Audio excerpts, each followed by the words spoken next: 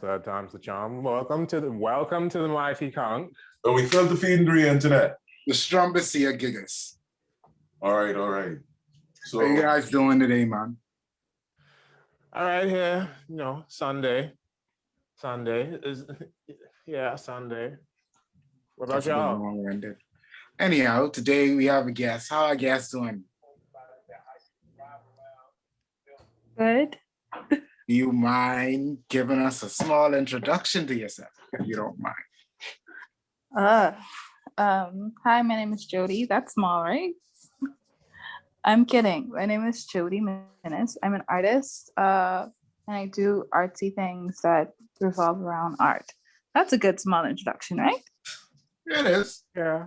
Okay, dope. All right, questions. Okay.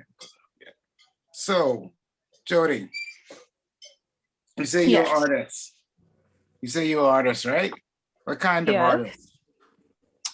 Visual artist. Visual artist, so that entails anything between drawing, painting, sculpture sometimes, installation work. More so of like an interdisciplinary practice. That's what I have. That's what I do. All right. So on the lines of a lot of the visual arts. Basically, yeah. And a bit of performance too. Bit of performance. All right. So what is that like? A performance art is basically just using your body as a medium. So any ideas or concepts that you would translate through painting or drawing, or use my body as the means of translating those concepts and ideas. All right.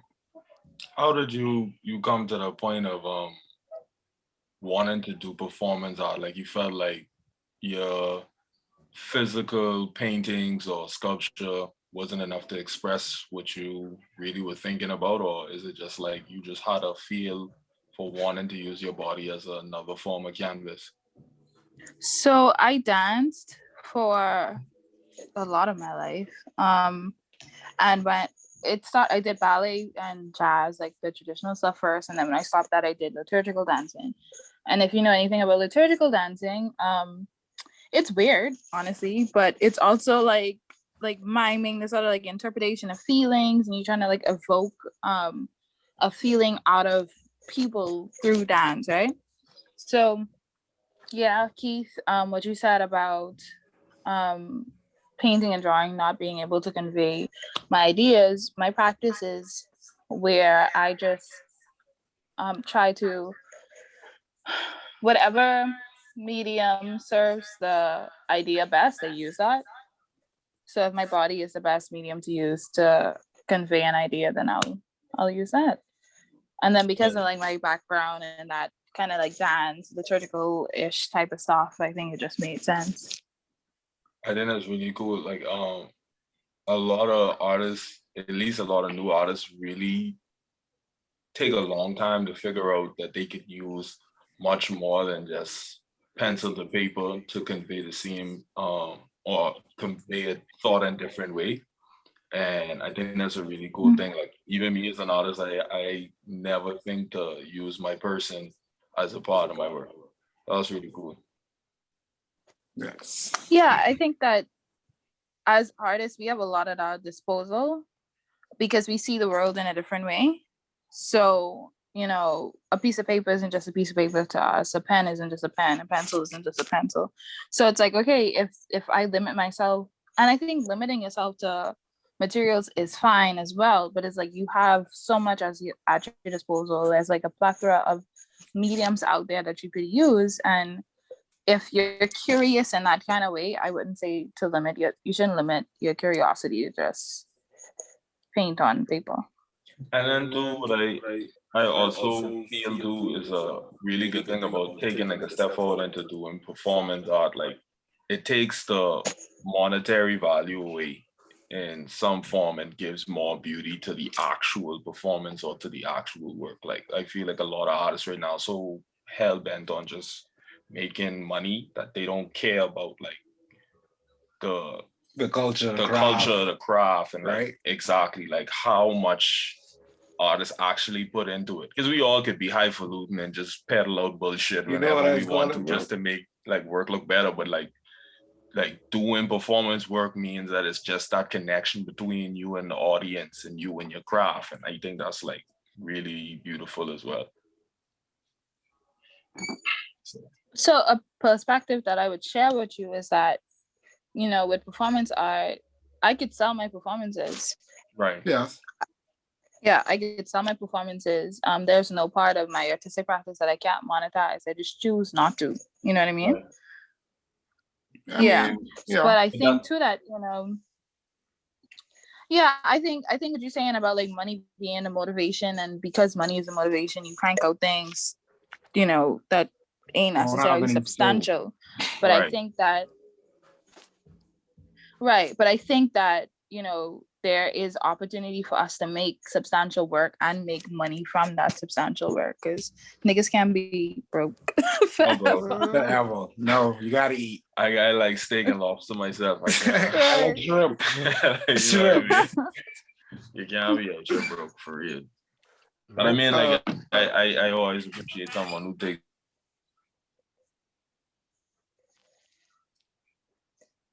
Hello? a very Ask you another question, right? If you could pinpoint it back, right?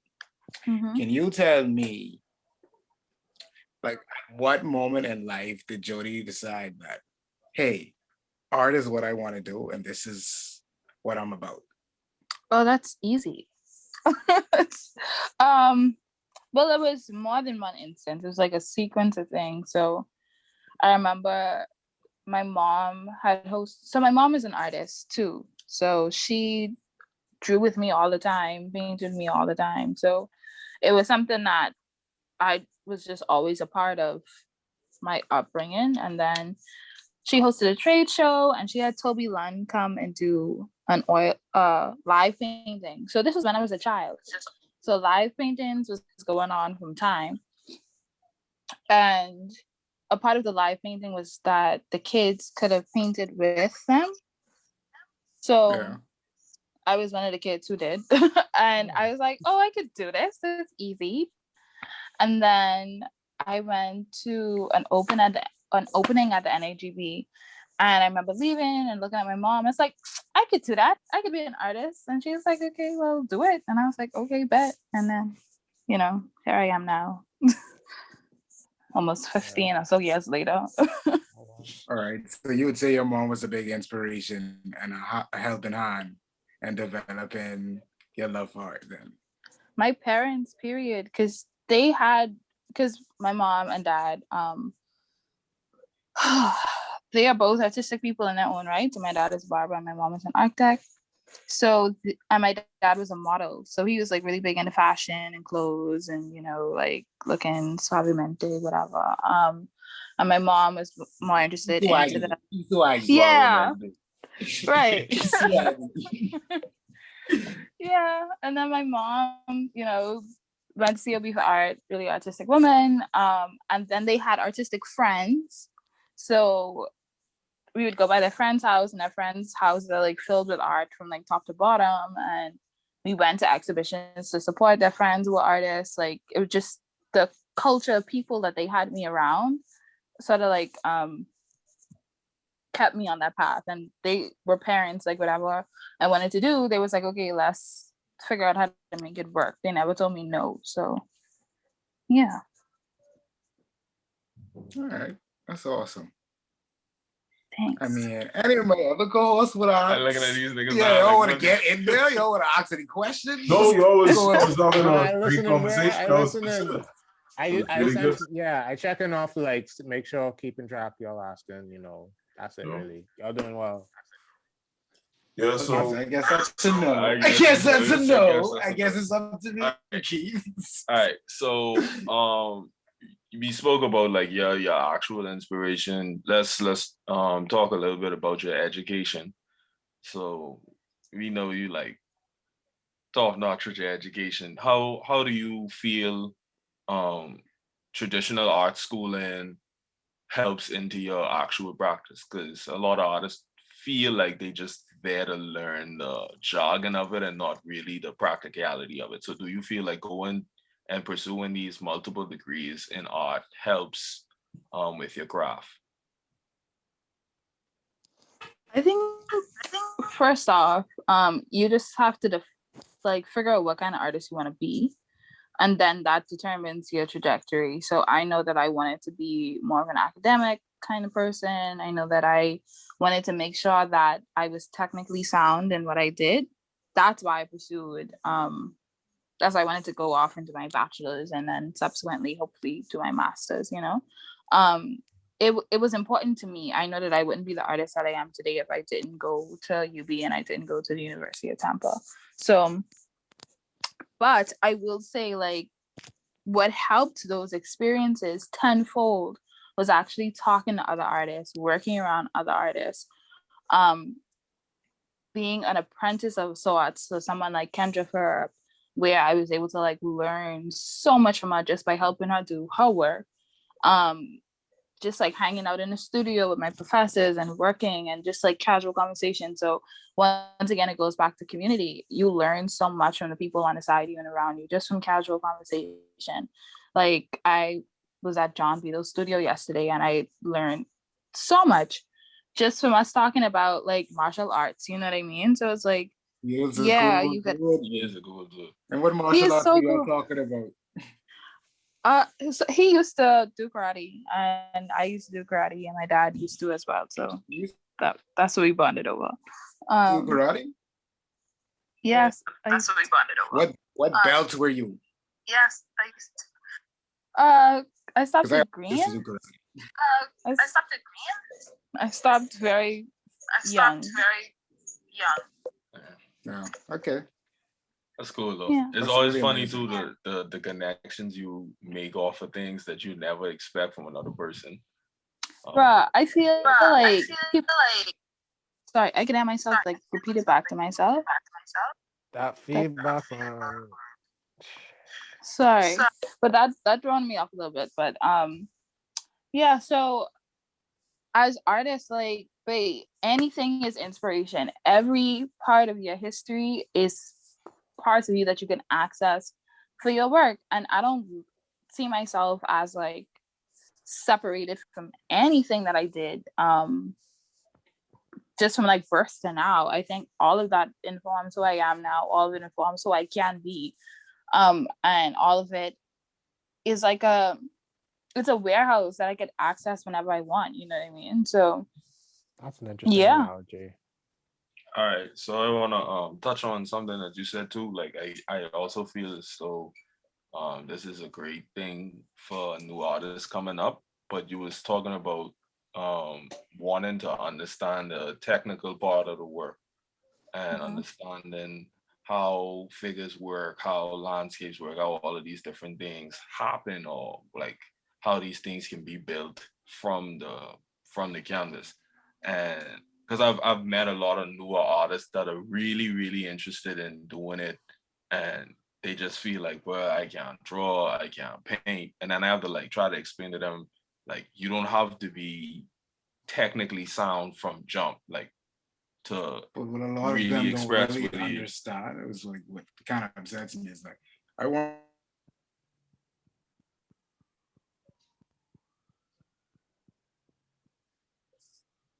to explain that it is a talent, but at the same time, Yeah. But it's weird because we just got a message that the internet was unstable, so I'm sorry for giving that a little. Yeah, y'all had a glitch on it, man. Yeah, it's whatever. That stuff don't matter. I'm sure that was probably good bombers. But yeah, so we was just saying like being technically sound is a plus. It is definitely a plus. I know a lot of people that can't really express or create what they trying to convey because they don't have the technical prowess that they feel as though they need to express these things. And I feel like in a lot of ways too, it just comes with experimentation, but like school is a very important portion of that when it comes to building your technical skills. Because I feel as though once you have your technical skills, you could always revert back. Like, yeah, it's easy to learn how to paint like the 16 apple and then be like, okay, now I want to work back down to like a Basquiat or Once you something have like your that. construction skills, then you can use your destruction skills. Oh, look who's here. Hi. What's up? Also, Hello. I feel like hi. I feel like my face is inform a lot of things too, so I went to my face. I agree and I disagree. The reason why I agree and I disagree is because formal education is hard to access for a lot of people, and I don't want anybody to get discouraged because they can't like afford tertiary education to learn these things. YouTube is a great resource. Just hitting up other artists to be like, hey, can you actually teach me this thing? You could do that, you know what I mean? Like, yeah.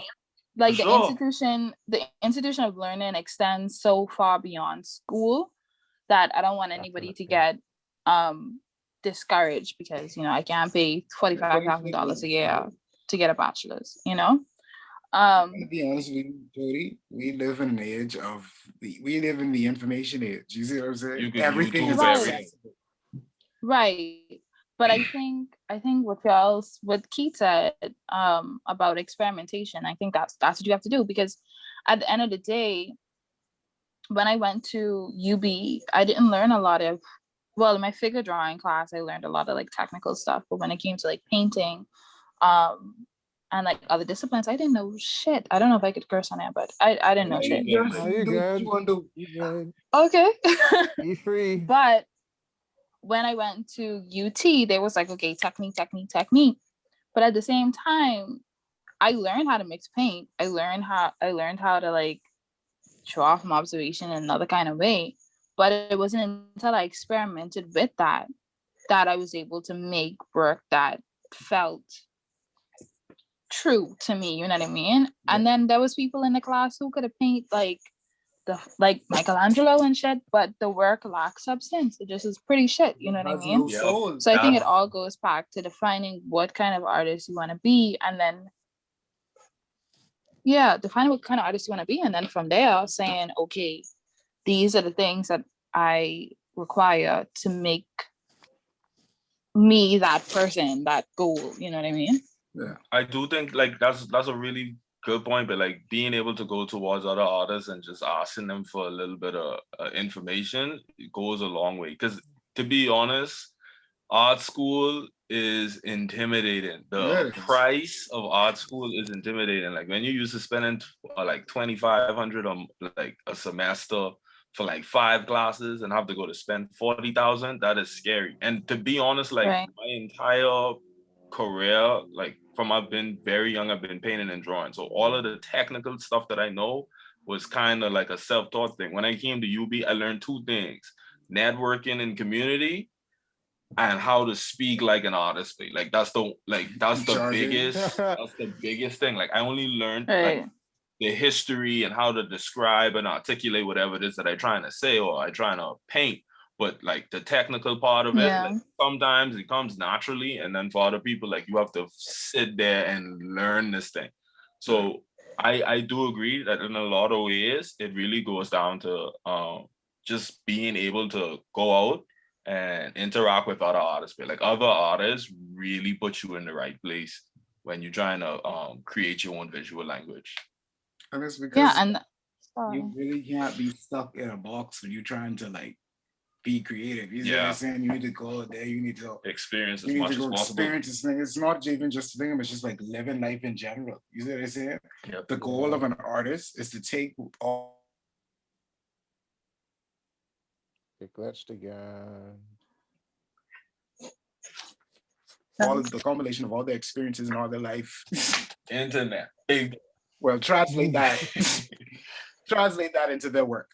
You see what I'm saying?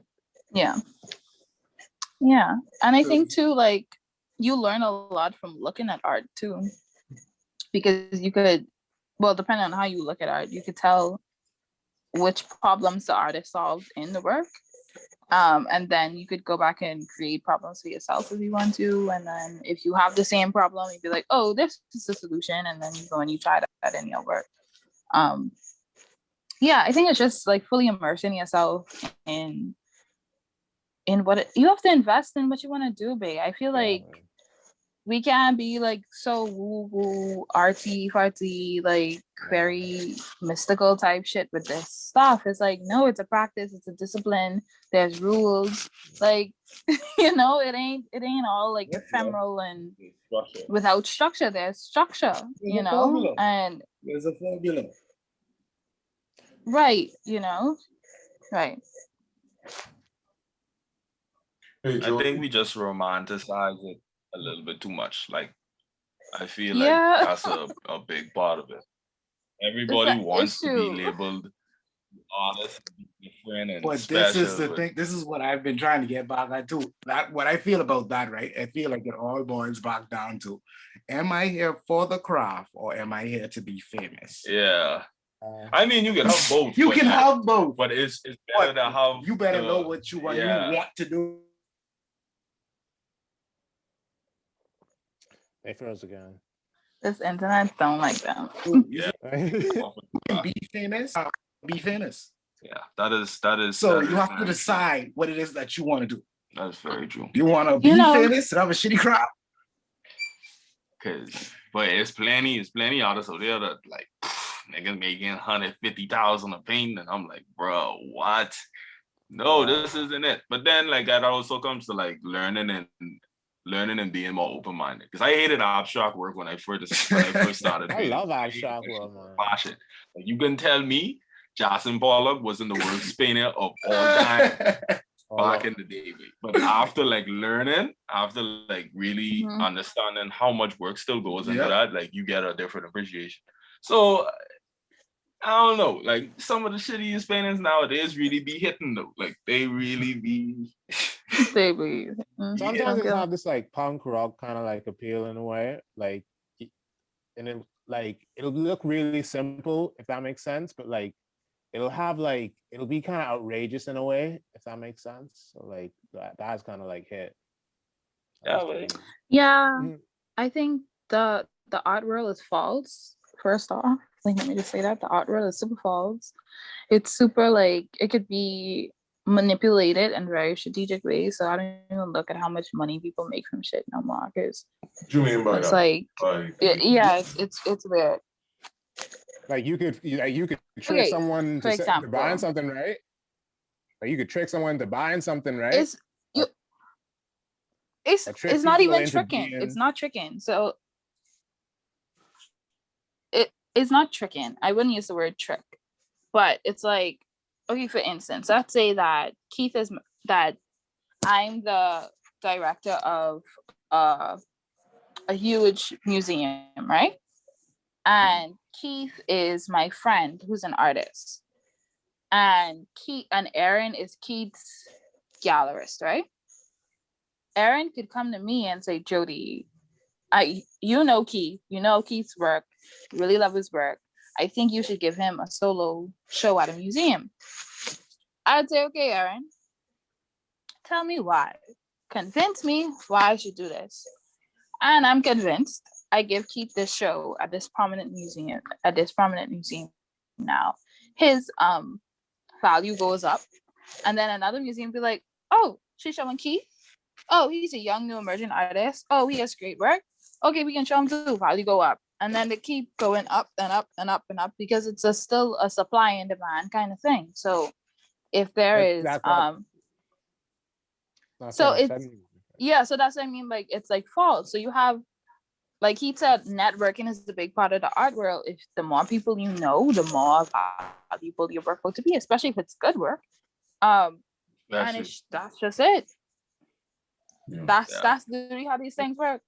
So you don't feel it's completely dictated by like what the market, so to say, or what the people, so to say. Yeah, it's tastemakers. It's tastemakers. It's supply and demand kind of stuff. And but that's the same thing in music. That's the same thing in fashion. That's the same thing in like just anything. You know what I mean? Yep. Like if you look at the Supreme, for instance, like how Supreme gone from like this like brand that was like literally nothing to now it's like right. So it's like that. Wait, Virgil Abloh is my biggest, I'd say, example for networking into fame, right? Like this dude was apprentice at the highest level, printing his clothes on clothes that were already made by another brand. And he just used the clout of Kanye West and A$AP Rocky to push his career. And now this dude is the director. Stripes. To sell stripes. That's literally all I'm out to just to sell stripes. And now he's the director of Louis Vuitton, bro. Like brand literally networking is like it, but like you can't go I feel like you can't really go to the highest level you want to be as an artist or at any medium unless you network, but like you can't do that by yourself. Like that's another thing. Like people have to be able to understand it. And I feel like that's in any industry way of life. Like that's in any industry. Like even when it comes to like accounting and like financial stuff or whatever. Why you think these niggas just have conferences and they just have so much work parties and they just have like, you know what I mean? Like these like think about your friends that work for banks and that work for corporations and stuff. How much work parties they have, how much like conferences they go to, how much people they bring in to do events, how much people they take out to do events. Networking is key, period, worldwide. And I just feel like for us, because we so touchy-feely about our stuff and we so like, oh my God, this is nepotism kind of stuff. Everything is fucking nepotism. I mean, I don't fuck with nepotism, but everything is nepotism. You know what I mean? It is what it is. You can't run away from things, you know. You can't run away. And especially if it's like a cycle of life, but you can't flick and stop that shit. That is it. It's it. I'm like, babe, everything is just two sides of the same coin, babe. Yeah. Nothing is real. That's what I tell myself. Nothing is real. So you might as well just do what the fuck you want to. Like just chill out, like do you like have fun. Very gray. So grays, I feel. I wanna ask now about like because we live in this pandemic, but we thought this shit was getting over. It is not over. This ain't going nowhere. We back live today and tomorrow and next week. We in this bitch with the COVID every day.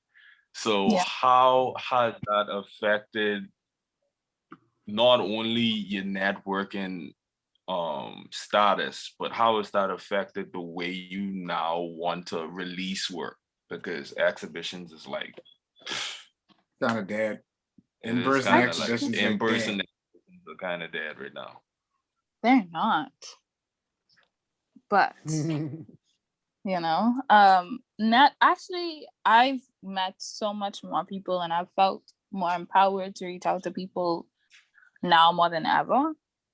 Because I'm like, shit, you on your computer, I on my computer, you on Instagram, I on Instagram, I can follow you and hopefully you follow me back and then I can slide in your DMs and then we could be friends. We could be art friends. You just unfollow people that don't follow you? Of course you do. That was fun. Yeah. That was only women ever. You know nigga trying, man. You know what I'm saying? Niggas can't do that. Niggas can't do that. They be sitting down with their finger on the block button. I just unfollow it. I don't block. I just unfollow it. Oh, you want to talk about Ari?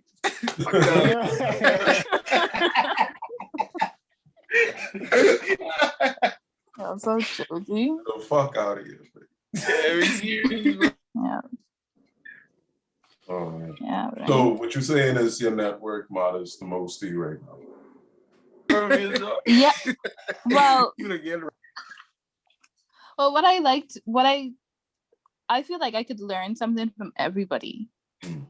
So, yes, my network means a lot to me because I am trying to connect myself with people that I could learn from. Yeah. So, yeah, if that makes sense. I remember a question. Do you feel like in this, I guess, social media era kind of thing like that, so now artists could like, you know, I guess have a kind of platform where they could, I guess, much more easily, you know, display their work, so to say like that. Do you feel that's kind of like changed the landscape of like how Bahamian artists like try to get known? Because I know like a handful of like totally artists. Yeah, I know a handful of Bahamian artists that like I won't think or would say is like necessarily part of the community per se or anything like that. But like if you go on their Instagram, they have like some of them have like 10K plus and stuff like that, followers and whatnot. Get all kind of commissions. And, like, I got 500. Cool, I got 500 followers on the gram, and these dudes out here painting honeybee combs with 10K followers, bro.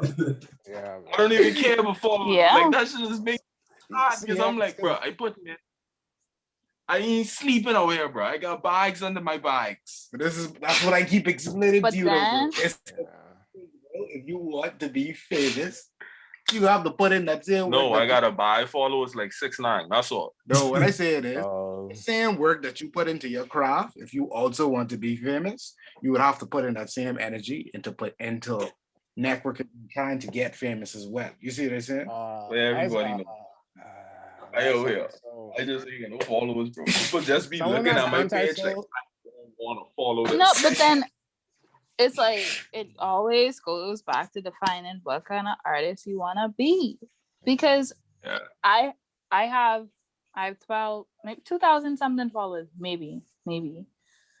But I mean, I ain't really care because like I was just gonna say, like you can't. You don't gotta tell the rest of us we a bunch of goons, okay? No. Listen, I've been on Instagram long, but I just said to say like my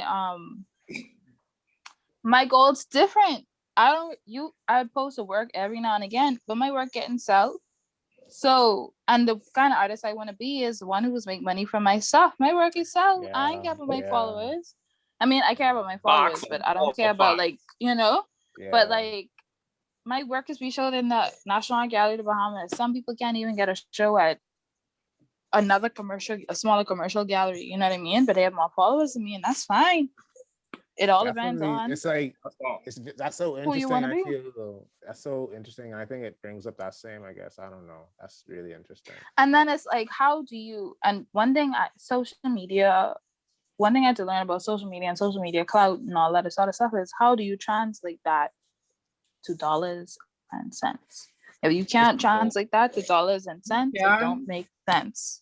It's kind of half of the people who got 10K followers ain't never actually seen their art.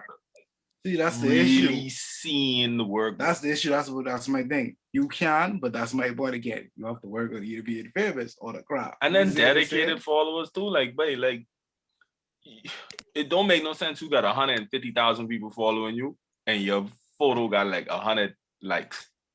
Yeah. That ratio is something off. So you right. Like I looking at your page, like, bro.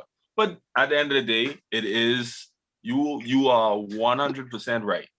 Your work sells, which is numero uno on the point list. Like, and at that point, that's what it is. And then you selling work of substance. You selling work that means something to you more than it will mean to everyone else. Because I feel like that's the only thing I actually can't stand about this COVID thing. But I really like speaking to people face to face. People face to face about my work. I never feel as though my work could like survive in a space that's not a gallery where I constantly get to like interact with people about it. So then I guess I would then ask you, like, why do you make the work?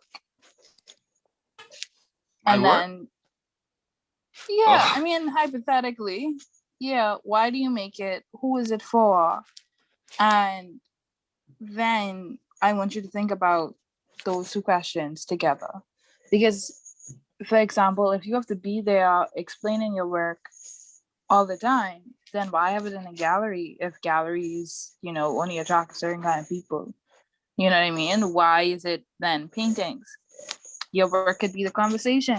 You know what I mean? Like, there's so much. But that's the thing.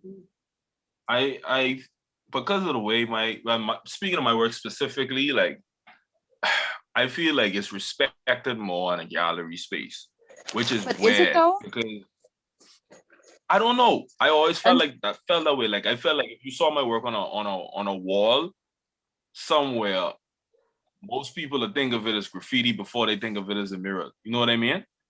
But why is it like they see? You see what I'm saying? Like, No, like they think of it more like vandalism But I feel like I'll wait for them to come back.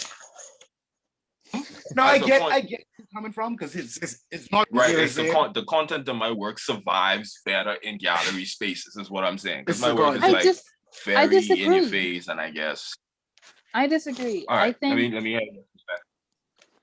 My perspective is that because of the people who attend galleries and because of the kind of work that you make, it may seem as though it's more respected in that space because you talking to people who don't necessarily engage with that kind of like those kind of scenes and subjects on a regular basis. You know what I mean? Right. So the work to them is different than if you would have put the work like through your corner. You know what I mean? A white lady just need to go save Canada. Sorry, that's fucked up. That's so we can slide past that like that ain't happened, bro. That happened. It did happen in box, but in post we will be editing that out. Because that is not what the Mighty Conch represents. Hold on. In no way, shape, or form. That's funny. I didn't even know what I was supposed to do in Canada. I was like when she said that to us, I didn't know like what you wanted us to like. Are we supposed to go there and solve racism? Are we supposed to? Oh yes, I do remember the conversation exactly, but it was about like how Caribbean people go into Canada and it's like changed the landscape of how Canada is now. Like there's gang violence and drugs and poverty, and all of the sounds like a very, very racist conversation. It was Jodie, like Nova Scotia trailer park scene a real thing, bro. Like real though. Like these places existed long before Jamaicans and they was colonized. And it was colonized long before. But you know, like we say, yeah, we ain't gonna touch on this. That's funny. So Jodie. Yeah. Hi. How was it? I'll continue your point. My point? No, he was about to say something. Oh, yeah, I was gonna say that the difference is that if Keith was to display his work like through his corner or through my corner or whatever, the people who live through there would see themselves. So the engagement would be different. The respect for it would be different. And that then is like another conversation that you could have, but it all depends on what kind of conversations that you want to have. Is it bringing awareness? Is it being a mirror? Is it, you just have to figure out how you want your work to function, and then everything else comes after. So, yeah. Because I actually do that, I actually like before my work goes into any space, like the first people see it is like the niggas in the hood, but like every. Like, but why they can't live with it? That's. What do you mean? Why they can't live with it? Why the work just can't stay there? Why you can't throw like one huge ass mural up through your corner and then just let that stay there? And then because niggas ain't but these people, yeah, Jodie, you know where I stay at. Who about the free of the wall right now? Say about nobody true about the free of their wall right now. And then on top of that too, I kind of don't want to be fronting the bill for the whole mural right now, dog. Like no, but I'm just saying. I can imagine. I'm just saying. Kind of like... Where there's a will, there's a way, and I think about it all the time. Because where I live now, and you'll see, it's like you say, "Oh, yeah, I make work for Bahamian people," and then when I think about it, I'm like, could my neighbor, if I was to show my neighbor my painting, would he get it? Would he feel like this is for him? So those are conversations that I have with myself. But yeah. All right. So you feel it's all like. So you feel like it's always. Well, yeah, I guess. But so you feel like it's always important that they necessarily like. Because like what Keith, I guess, was saying earlier with abstract art, how he used to hate it before, I guess, kind of thing like that. And abstract art could have many different interpretations. So I guess I say that to say, do you feel like it's something that everybody has to always get, like whenever someone makes a piece, so to say? No, I think it's just about people drawing a conclusion. I think when people draw a conclusion on something, that means that they've engaged with it, they've investigated it, they've contemplated it, and you saying, I don't like that, means that you like thought about it and then you concluded that that ain't for you. And that's just as good as somebody saying, oh yeah, that's the best thing in the world. So yeah, any form of interaction with your work is good interaction. Because all it is a translation of fucking feelings and emotions, bro. Especially, I mean, if you want to put it that way, because I was just having this conversation with another artist too. I don't feel like I feel like my emotions come out more throughout the process of making the art than the actual art itself. But people can see that. Yeah, even though you don't think people can. Yeah, people can see that. There's the energy to it. Like, I definitely feel like every piece of artwork created has a form of energy to it. Like, attached to it, bro. Like you could feel it tangibly. You know what emotion is? Energy and motion, bro. Yeah, pretty much. So there is that connect with pieces immediately.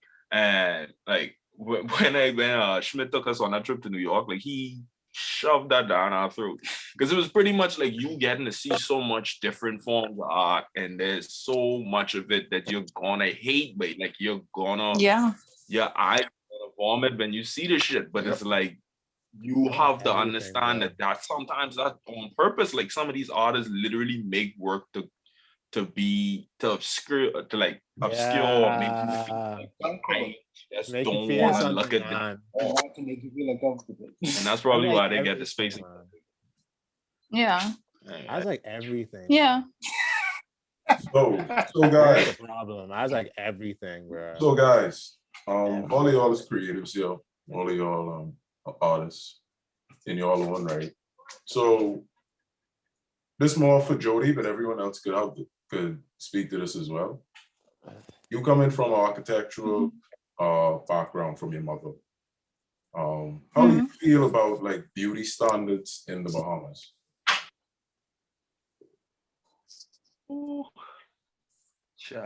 Give me 2 seconds. That's the question.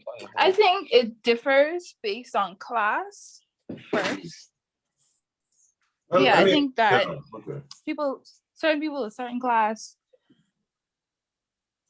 Yeah, I think it based on class, because there are some women who don't care about beauty standards. They just like, however I feel, I look good, I wear this, and that's me, and you can't tell me nothing because I look good.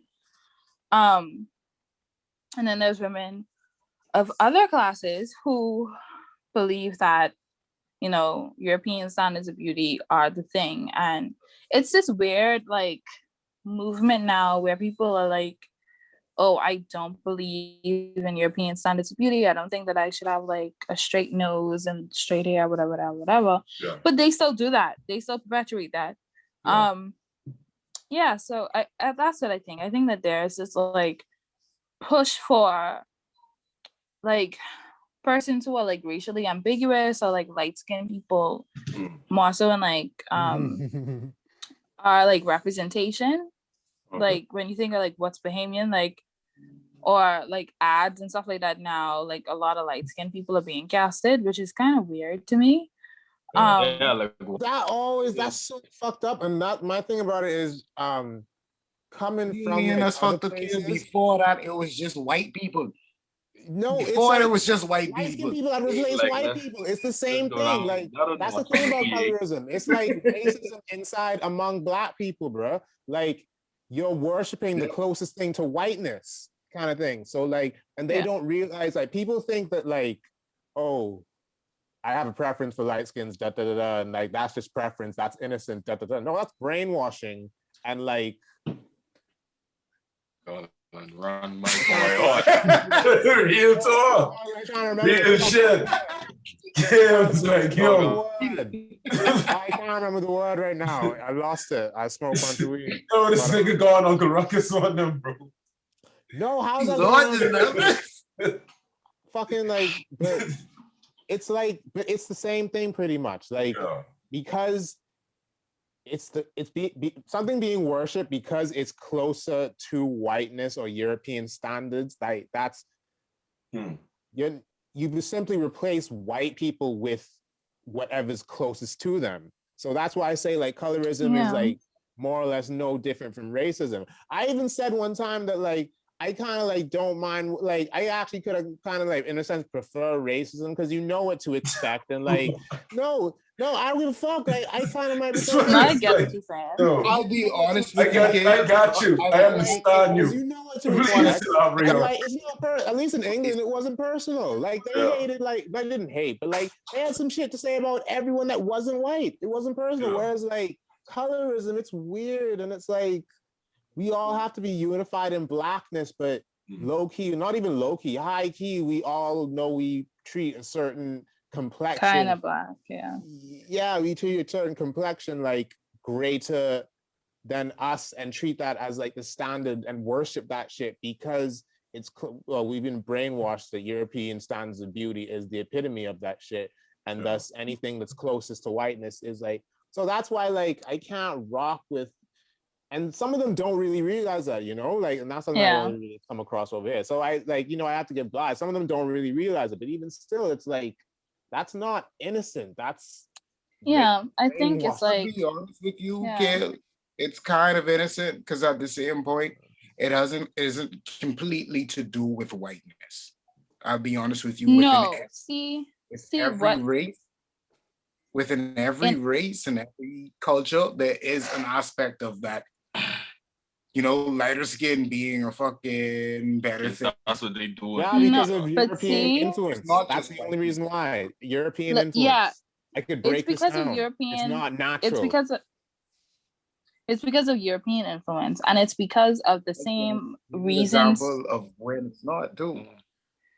No, what I'm saying is there are things that were perpetuated as to why Black people should be treated a certain way. And there are certain things that they ingrained in everybody culturally and socially that, okay, Black people are this kind of way. So because they are this kind of way, we have to treat them like this. We have to dehumanize them because they are aggressive, they are muscular, they are strong, they can tolerate pain. They are wild, they are savages, you know what I mean? All of these like very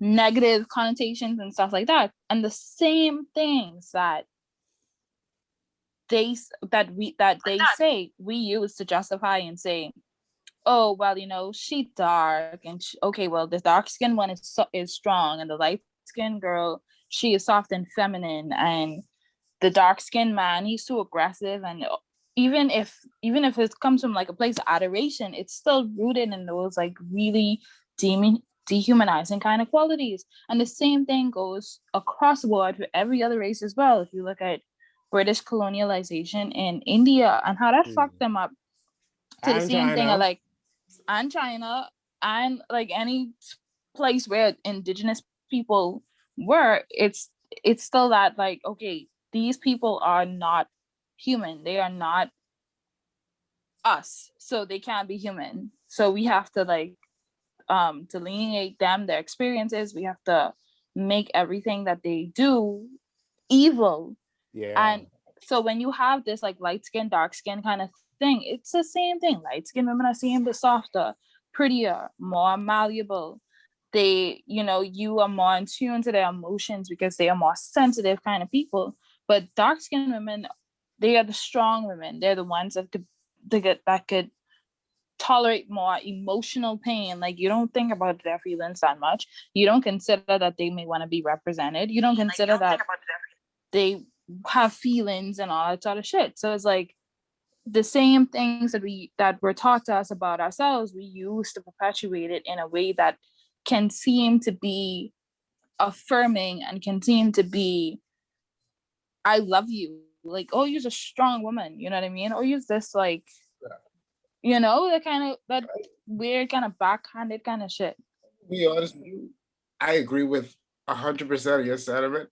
It was just that I was saying that that part of it is a huge factor, but I want us to understand also that there's more to it than that. Because like a lot of things, it's like onions, there's layers. You see what I'm saying? Within human nature, within human nature is for us to be like in tribes. You see what I'm saying? And tribes usually single out people.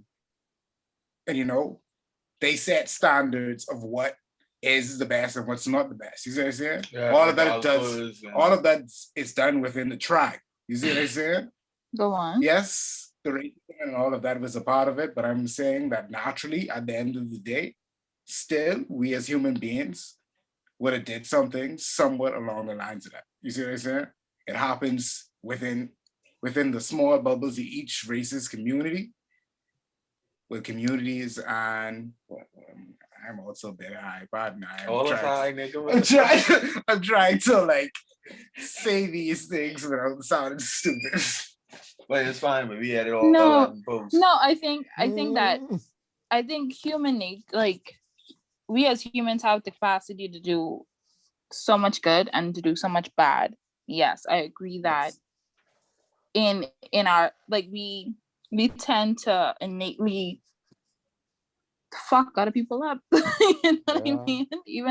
But then I still think that's a learned behavior. I still think that Everything's a learned behavior. Pardon? Everything is a learned behavior. You do nothing without actual cause. Right, but I think that, to be prejudiced, to be racist in the way that dehumanizes other people is a learned behavior. I think that you could acknowledge that someone is weaker than you or someone is stronger than you without stripping them of their humanity. I think that you could acknowledge that, okay, within this tribe, this person may be darker than us. So because they're darker than us, then they could, be out in the sun longer, but that don't mean that I could put them in the fucking fields to work for like however much hours and not pay them and rip them when they don't produce, like white people really could have just paid Black people to work on plantations, period. But like then think about it though. No, like, wait, I ain't gonna lie. As a Black person, it enrages me to think about slavery. But then I think about it from the perspective of a white person. I'd be like, damn, they just really did that shit for free. Like, we beat these niggas. We raped these niggas. We did all this. And they were still like, it wasn't a choice. Yeah, master. Like, for real. It wasn't a choice. Yeah, it was more like prisoners of war being sold to white people. It's about to be my controversial, right? Yeah. No, I think it's more like the psychological damage that was done to Black people. The psychological shit. Let's think about that first. DNA. That's ingrained in DNA. Like they literally discovered that in a study. Like all that, like all the trauma from slavery is ingrained in Black people's DNA. They just discovered that, bro. Or like they discovered trauma could be like implanted in your DNA. Like, passed down hereditarily. Yeah. But then I also feel like I can't speak on what they did and what they didn't do or the choices that they made because I'm not fully aware of all of the circumstances that they were in. You know what I mean? So it's like we know the story of, okay, well, Europeans went to Africa, prisoners of war were sent to the New World or whatever. I wouldn't say or whatever because that happened. But you don't know, we also don't know everything that happened. We don't know what the conversation between the person who had the prisoners and the prisoners was. How them niggas get prisoners. No. To be fair, a lot of the people who was dealing with slavery before the Europeans came were already dealing with that shit. Like it just wasn't. It was kind of like a snowball effect. Like at first you would just assume, all right, but these some slaves. We don't have any use to these people, even though they're our own. Niggas was slaves for life. And too, that's what I'm saying. They also discovered it. Sorry, there's also, I don't think it's a conspiracy. They also have this thing where like percentage-wise, the Black people that are in America now, the amount of slaves that they have on record that were brought in, it's not enough to make up for the amount of Black people that are in the United States now. So they have this whole theory that like there had to have been Black people that were already in the United States before like white man came and things like that. Definitely. What? There were, and I feel like there's a lot of All good? yeah, I feel like there's a lot of gaps in history. Yeah. But I could just leave it at that because I don't want to like, Yeah. So, a lot of Kinda gaps. like, so you basically attribute. Ain't no gaps. So what you gotta say? No gap around here. No gaps. Like they like there's a lot of spaces in time where There is no there's gaps. They have been perfectly erased. No, They're not for gaps. real. They literally Okay, yeah, that. they treated like a big part of Black history like how they treated Jesus in the Bible. It was like, but you 13, now you 30. You see what I saying? Yes. Let's keep it moving. Whatever they write down about you afterwards is what we can put out. The lost files. The lost files. Right. Yeah. Wait, there's no way. Yeah. But I feel like going back to what Trevor was asking about, like the way we treat ourselves with Beauty standard. like our exactly. Like first of all, most of the stuff is sent down hereditarily. Like we really just adapt that from being around other thing. And in a lot of ways too, we like to blame it on preference, which Gail was saying is not really all about innocence. Because I used to date a lot of white women and light-skinned girls, but I also date Black women. That doesn't mean I have a preference. And I don't encourage a preference, but if I fucks with you, I fucks with you, or no matter what skin color you are. And I feel like at the end of the day, the only thing is really what you intake to. You see what I say? Like for us to change that perspective, there has to be like a level of what we intake. Because when you on Instagram and you scrolling through big bongy girls, like we know what it is. The majority of niggas following the light skins and they do whatever. That's what they I like them dark. That's what's constantly being fed to you, babe. And then the thing is too, once you start like people so cold, like if you start to choose pro-Black, they be like, oh dude, you acting woke, you acting like you know shit, like you on a spiritual journey. And it's just like, what the fuck, man? I just want like my own. You have to be on a whole spiritual journey to like Black women. That is funny. But I was gonna say that's why I had to like get off of. That's why I had to come off of Twitter and like slowly. I'm trying to wean myself off of Instagram because it's like this shit ain't real. Like people and a lot of the statistics and stuff that we internalized are like from the US as well. Because Bahamians don't have a problem with oh, this Black man don't like this Black woman or whatever. We don't really have that problem. If you think you have that problem, go to the food store. Go to the food store, go to the mall. Just go outside, put your phone down and watch people. Because you'd see people of all shapes and sizes, colors and creeds loving up on one another. So feeling it down. Go fish fry and look at a table. Look at any table of fish fry. And that's what right. Then yeah, she weigh 550 like literally or 110. No, they don't care. So it's like we have to get outside out of these like microcosms. Yeah, it's really Twitter's being wild as shit, bro. Especially with the like, I don't know. Sometimes sometimes feel like this like gender war that they have on Twitter and shit like that, bro. It's be wild, dog. But I only use Twitter for porn, bro. I only use Twitter for porn. I ain't even gonna lie. Yeah. We ain't done that on Twitter for me, but that shit ain't it.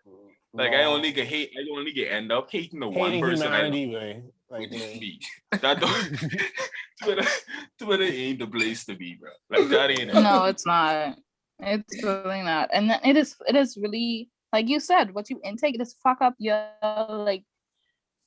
mental state. And then people say like, oh well, you just ain't mentally strong. Like no, if you seeing something repeatedly day in, day out, like niggas broke, women is hoes.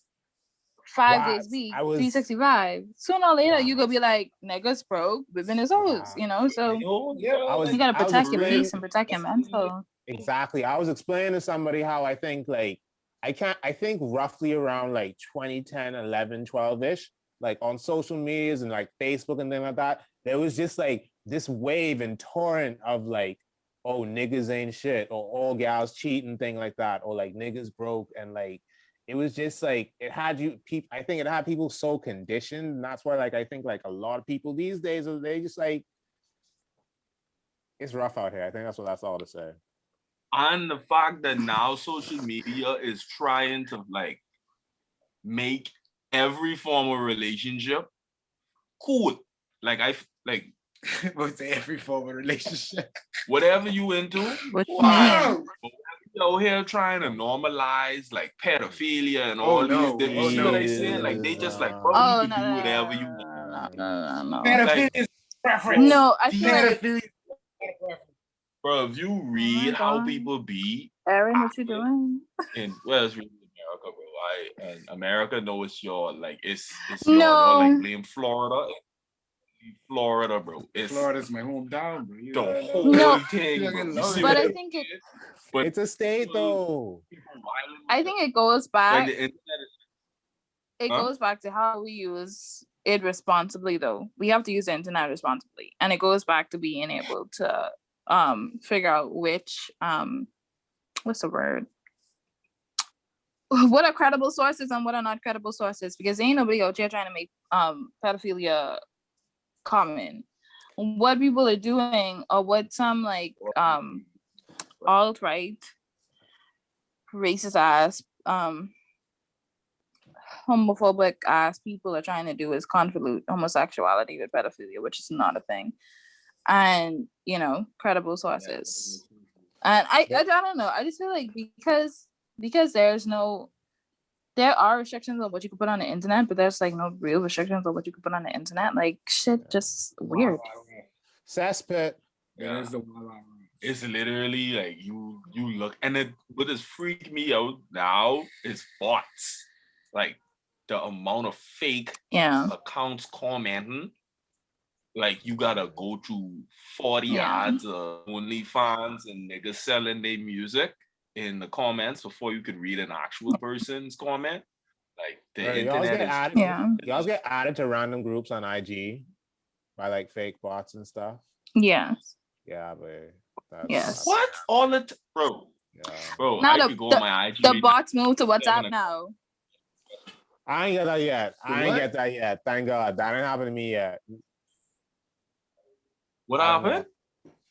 The bots moved to the bots moved to WhatsApp. On WhatsApp. Yeah. I'm trying to think if that happened to me. Oh no. Well, yeah, man, the Samsung, but I was wondering if that counts. For my new S20, bro. I ain't pick up yet. Yeah. I was wondering if that counts. I was wondering if that counts, but damn. You're on the longest run just now. So Jodie, what you were speaking earlier about expressing yourself effectively. At least that's what I got from it. What the works that you have, I really like them. But what are they trying to express? That's not like an insult. I'm just not artist. Kind of slow. Which work? Like Bahama Mama Army. What's the next one? There's this painting of you with like these pearls. It's like a self-portrait. And then what else? The one with the 3 police officers. Like what's I really like that one. I really like that one with the 3 police officer thing in that series. Thanks. The Bahama Mama stuff. So my grandmother's on the cover of a book called Bahama Mama. Okay. And it's cool. I thought that was cool until I found out who took the photos, and it's not a critique on her.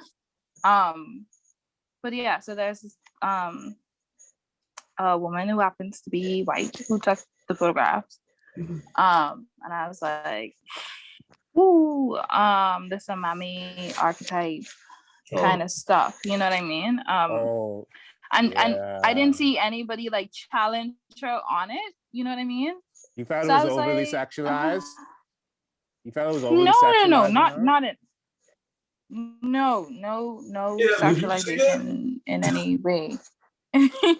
It's mommy wear, bro. Like, oh no, because sorry, I'm mixing things up. Because like sometimes like no, because I thought he was gonna go into like how they'd have some black women like they'd have them like on stages kind of thing like that, as that like going into a whole overly sexualizing black women kind of thing. But sorry, continue. You wasn't going in that at all. No. Okay, so the mommy archetype is basically where black women, well, after slavery. Pardon? Yeah, like the Aunt Jemimas, and then there was a history after slavery.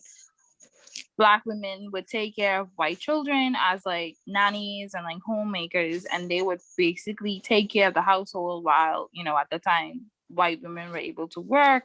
So the white women would go to work, and then the black women would run the household or whatever. So she would be like a part of the family in a way. So she would almost be like another grandmother.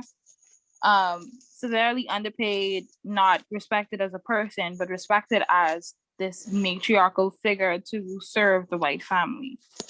And there's a long history of white photographers going throughout the islands and photographing black people in their quote unquote native habitat or whatever. And doing it in a way that's not there's no real like reciprocity between them and the subjects in a way. Yeah. So I felt like that book tapped into that history in a way, and I didn't see anybody speak about that. So I feel like you could make the work.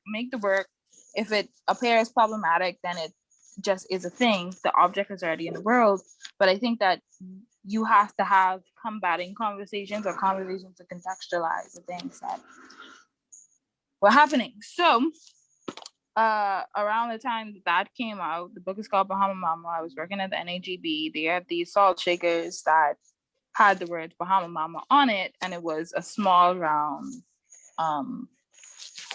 black woman in the like Black Americana type stuff. So I was like, oh, this is cool, in a very racist kind of way, but the same Bahama Mama thing there again. So I was like, oh, this is interesting, the way in which this phrase comes about. So that's what the work is about. It's about the reduction and expansion of Black women through these, things. So, and then they look like, when you put them together, they look like they're in an army. So yeah. Really wild. So what about the one with the 3 police officers? Oh, no, come on, bro. So that came about basically because I moved to the States. I went to Tampa in like 2017. So this is when like the Black Lives Matter movement was still like heavy and still in its like infantry kind of stages. And I was like really concerned because I was like, I'm a Black woman moving to Tampa, I'm moving to the South. I just was thinking about my Blackness in the US, like living in the US. I was thinking about how, I have friends who are police officers, and I would hear them talk, and I was thinking about my interaction with law enforcement in Nassau versus what my interaction with law enforcement would have to be in the US. And then I realized that a lot of what we do is we take a lot of the conversation of what's happening in the US and try to like fit it into what's happening in Nassau. And I'm like, that you can't do that. Like Black Lives Matter. Different issues. Police brutality in the Bahamas is so different than what it is in the US. And it's like, we can't use the same jargon. We can't use the same slogan. Right. There's not that. Yeah. There's not that white supremacist aspect over here, I feel. So much so. See, I think the difference is Aaron? I was saying that it feels like racism, but it ain't racism. It is racism, but this is my thing. It is racism, but it isn't the same racism. What I'm explaining is that a lot of the racism but I shouldn't even say biases. A lot of the biases that we face here are from colonialism, Yeah. It's just that it's been instilled into them, It and now is. it's being, you know, pushed down to the Bro, rest of you us. have to deal with that on all job wise. If you have hair, you automatically they assume but you a thug. Yeah. You ain't have no knowledge, you don't have anything. And but the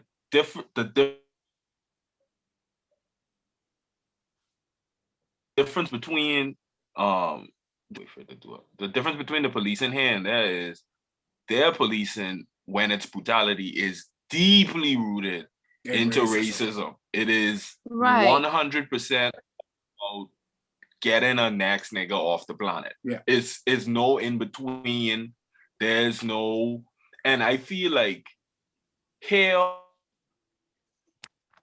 the same way you can meet a police officer who like having a bad day, like at the end of the day, he just giving you pressure because he having a bad day, or he just giving you pressure because he assume you into something that you shouldn't be into. Over there is no assumptions, bro. It's just like as soon as I see you, you automatically doing wrong by the community because you black in the community. Who do you think you are? So it's really a sense of, but these dudes that's in attack mode. Like our police, them niggas, they really just either having a good day or a bad day. Like, and when it's a bad day, it's a bad day for you. Yeah. You see what I'm saying? Because I've had plenty experiences. Yeah, I've had plenty experiences in but then, Keith, I would say too, it's like, it's class profiling, and I feel like we've normalized how egregious the police treats us here to the point where you was about to say, I've had some instances where the police stopped me and niggas was cool. They shouldn't have stopped me in the first place. Yep. They should have just leave you alone. Yep. Yeah. You know what I mean? So so we normalize. They should just do their job. But then you think about it, like that's us with everyday. But like it's your job. Yeah, but I mean, like when you was in school, you used to see that, like if you went to government school, you saw a lot of shit you wasn't supposed to see as a child. And in a lot of ways, you've been desensitized on how serious things are. Like when you see a knife, you ain't really scared of a knife, but that knife can kill you. You see what I'm saying? So when the police officer pulls you over, because you're so used to them just automatically bouncing out the car with an attitude, you just assume, all right, but all I gotta do is just keep the conversation neutral. As long as I could be respectful enough to get this nigga to calm down before something escalates, the better off I am with dealing with the situation. But that doesn't mean that what this nigga doing from he bounced out is in wrong. He is in the wrong from Jump Street. You should never, you can't go into a relationship carrying baggage from your last incident because that can ruin your relationship. So you can't expect that deal with some fools that wasn't into nothing. I pull this guy over, he got braids. You don't know who this dude is, but you automatically come in with static because of the way you've been dealing with it. But what do we have to fix that? Like the US right now on a flicking terror trying to get police what's the word? I just said it, man. All this other stuff, training and like sensitivity training and all these different things. But what we need that. Yes, we definitely need right. Right. And what I will say, but what I will say is that I spoke to, like I said, I went to high school with 4 guys. 2 became police officers. 2 became defense force officers. The 2 who became police officers aren't police officers anymore. But in talking to one of them, he was like, Jodie, when we in the police training college, whatever, they teach us all this shit. They teach us how to de-escalate. They like the no profiling thing and all that sort of stuff. Like they teach them niggas the right thing. Like they teach them how to not be assholes. And he is like, what happens is you have assholes coming in there who go through the training, have their mindset that they can just be assholes, and when they come out, they assholes. So and then you have people who go in, who learn properly what they're supposed to do, what they ain't supposed to do, and then they just go about their way. Because he was like, it literally as a police officer, he felt like if he fucked up, the repercussions on him fucking up was gonna be so egregious that he just wasn't trying to get no smoke. Period. Yeah. But then it's like there's people in the force who just don't care. So but it's like, how do we get them? Yeah. if you Yeah, have go on. all of these things, right? They have like, but FBI profilers, they have all these things where you have to go through these psych trainings, and not only just psych trainings to see if you could deal with regular interaction. Because if you're in a training and you calm in the training, you can be calm in the interaction. Yep. But there should be situations where we putting you in the field and seeing how you react to certain things. But that could take time. Yeah. But then we live in a country where we have like what, 5,000-6,000 police officers. Like that shouldn't take that forever, long. right? Especially if you say every year you bringing in new recruits. You could say, but next year we can start actual in the field training, psychological training, so you could understand that, wait, these dudes have ticks, but like it's so much things that fly under the radar, but you shouldn't be doing that if you shouldn't be allowing that, giving this person weapons that can cause problems in the community. Gun. You wouldn't give a random dude a gun. Why do you feel comfortable by giving these dudes guns? And then you won't even know if they stable. We've been seeing these stories this year too. Yeah. Like there's a lot of sketchy police sliding up on people and just opening fire in the car, and then a lot of flim flam of people saying, "Oh, this person had a weapon" and all that. Like, I know exactly what you're talking about. I know exactly what's you're talking about. You know what's popping. So it's just like, but we know that it ain't, and then we know how deeply rooted corruption is in our country, but on every level. You only gotta know somebody. You only gotta know. So it's just like we know these coming in here with these ideas or perspectives that they could just slide into the community and do whatever they want. But there should be serious repercussions for these things. But like I feel like in the Bahamas, we let things be headline today, and then next week that's swept under the rug. And it's so much other things going on. No one's gonna keep. Yeah, I think, and that's what I want. These are the kind of conversations that I want. Family members and these are the kind of conversations that I want the work to evoke. Yeah. Yep. That's it.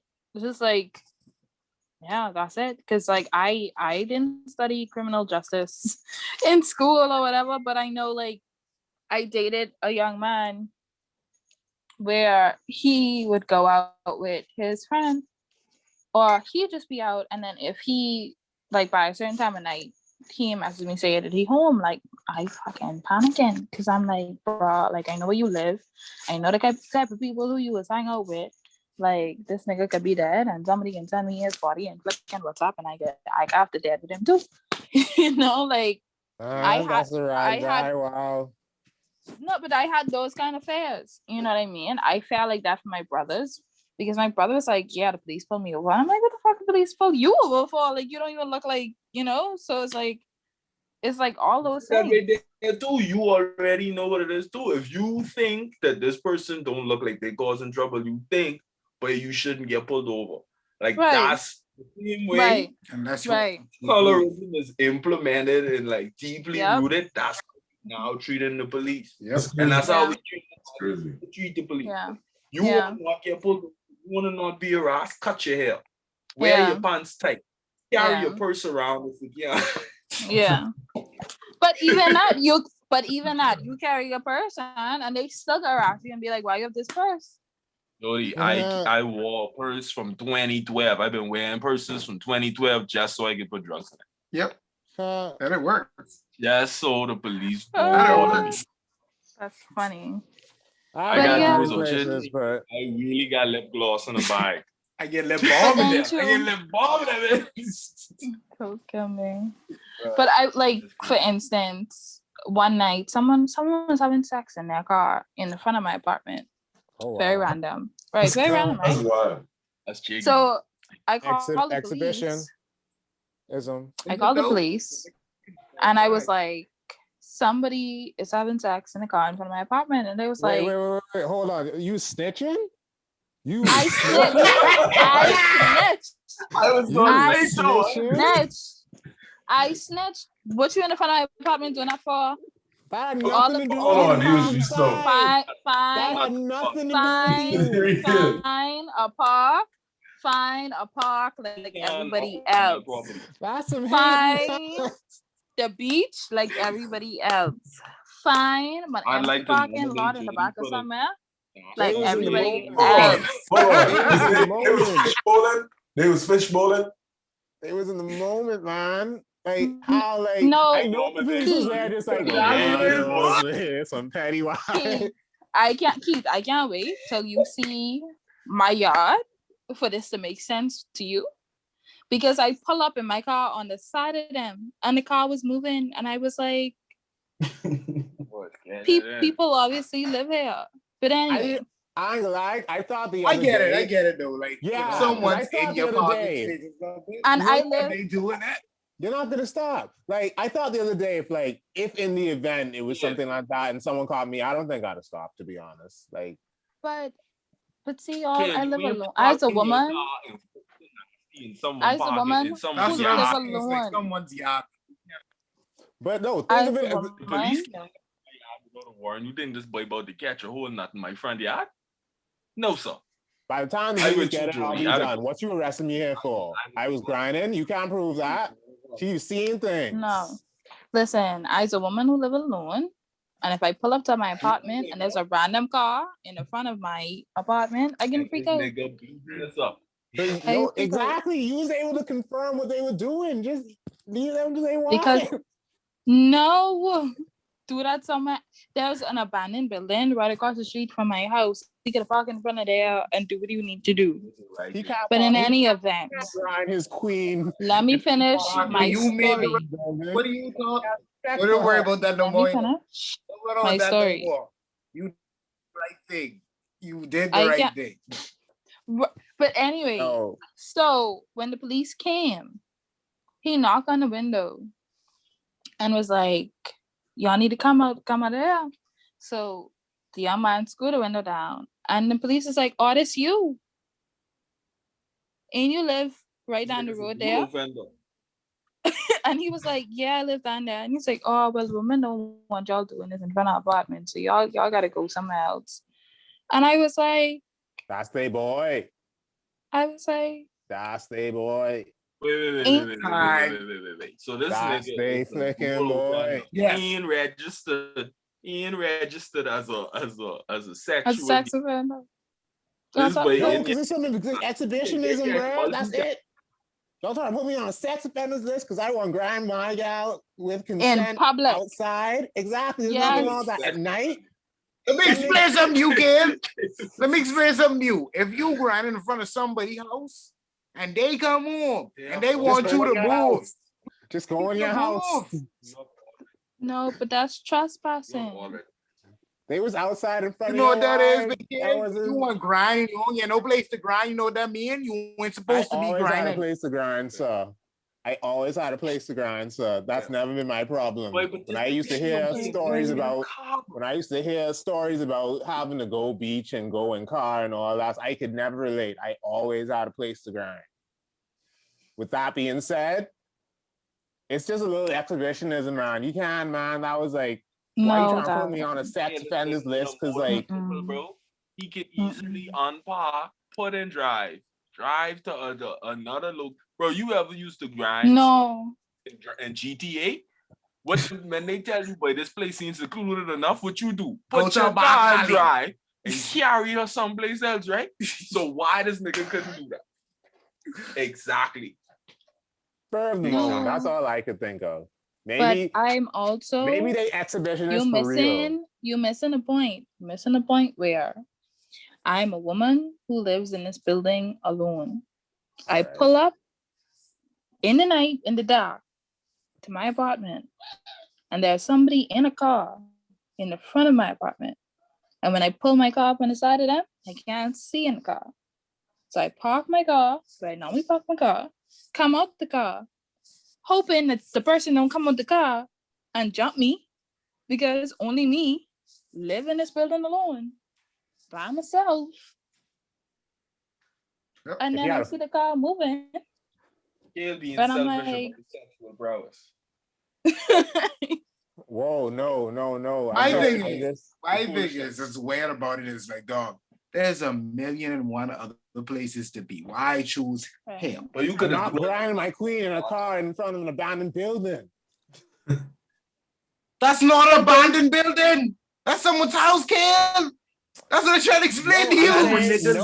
But I'm saying that's the alternative you gave. I'm not doing that.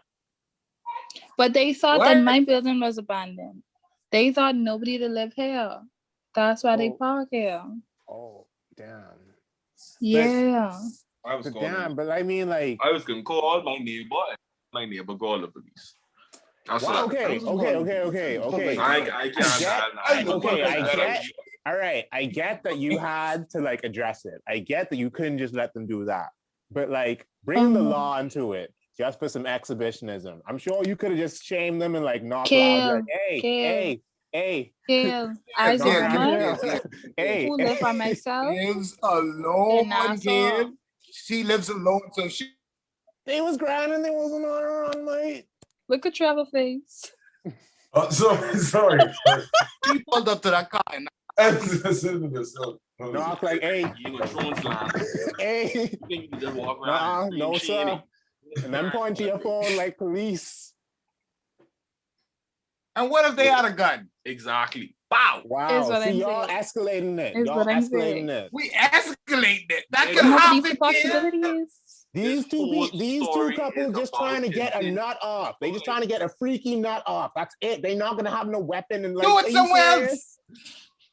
They're not gonna have a weapon. They just trying to get a freaky nut off. That's innocent. The law does not have to be involved. So Gail, someone pull up the house, park in your parking space, and you come home. You ain't tell them move. Yes, I'm telling them move. And if they don't move, what you can do? Kale one piece too, bro. Kale gonna offer. Me and Don figured out something clever to get them to move. Kale one. But you're a man, Kale. That's what we tried to explain to you. You have a penis, fool. That's a fair point. Can wrap them locks up and get in that car.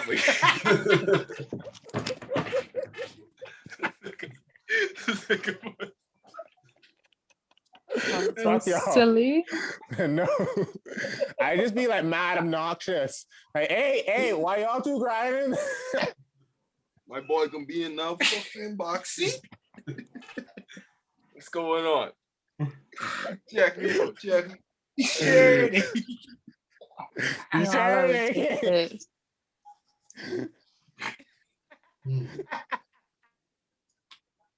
Y'all asses.